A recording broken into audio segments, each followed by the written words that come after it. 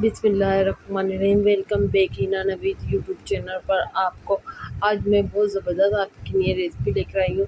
दाल सब्ज़ी गोश्त को छोड़ें, आप ये सब प्याज की चटनी बनाएं।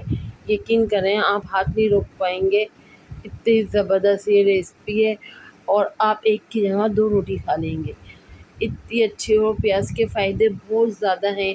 चलें आज मैं आपके साथ ये चटनी की रेसिपी शेयर करती हूँ। बिस्मिल्लाहिर्रहमानिर्रहीम। ये पैन लिया, पैन में मैंने हाफ़ टी स्पून सौंफ लिए, हाफ़ टी स्पून ही सफ़ेद ज़ीरा लिया है हमने, और हाफ़ टी स्पून ही इसके अंदर हमने साबुत धनिया कूट कर वो डाला है। अब इनको हम थोड़ा सा ड्राई रोस्ट कर लेंगे और फिर इसको हम पीस कर साइड में रख देंगे। इसके अंदर एक पिंच हमने अजवाइन डाली और उसको बस उतार कर हमने इसको पीस कर साइड में रख दिया है। ये मैंने 1 टीस्पून राई दाना लिया है, हाफ़ टी स्पून से थोड़ी सी कम कलौंजी ली है, इसको थोड़ा सा कड़कड़ा लेंगे। और फिर इसमें ये मैंने कड़ी पत्ते लिए हैं। कड़ी पत्ते थोड़े बड़े थे मेरे, तो मैंने थोड़े से इनको तोड़ कर इसके अंदर डाला है। अगर आपके ज़्यादा बड़े नहीं हो तो आप साबुत डाल दीजिएगा।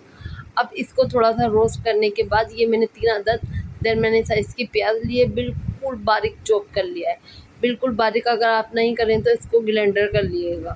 तो ग्राइंडर कर आप इसके अंदर डालें और इसको सौते करें। इसको हमें सौते करना है, इसका कलर चेंज करना है, बिल्कुल सॉफ्ट सा।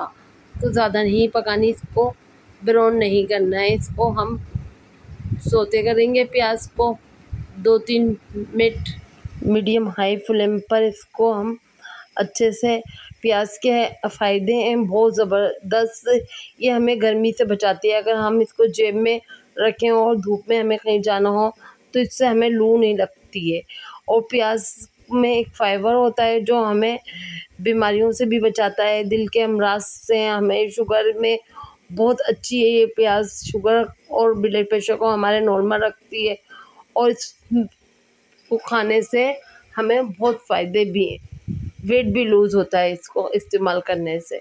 ये देखें प्याज अच्छे से हमारी सौते हो चुकी थी, तो अब इसमें मैंने 2 हरी मिर्ची चॉप करी हुई ये डाल दी है। अब इसको हम पकाएंगे, थोड़ा सा मिक्स करेंगे और इसके अंदर हम मसाले डालेंगे। ये 1 टीस्पून मैंने नमक डाला है, इसके अंदर 1/4 टीस्पून मैंने हल्दी डाली है, 1 टीस्पून कुटी हुई लाल मिर्ची डाली है। ये मैंने लहसुन का पाउडर डाला है 1/4 टीस्पून। अगर आपके पास नहीं हो तो आप, जब मैंने प्याज वो राई दाना डाला है, जब भी आप लहसुन को कूट कर इसके साथ डाल दिएगा, 2 जगह डालकर इसको जब भी पका लिएगा। ये अब हमने जो मसाला पीस कर रखा था ड्राई रोस्ट कर वो भी हमने इसके अंदर डाल दिया है। अब इसको आप और अच्छा चटकारेदार जायका बनाने के लिए आप यहाँ पर इमली के 2 टेबलस्पून भी डाल सकते हैं, मगर मैंने सिरका यूज़ किया है। सिरका इस्तेमाल करने से हमारी जो चटनी है पूरे महीने हम सेव कर रख सकते हैं, बिल्कुल ख़राब नहीं होएगी।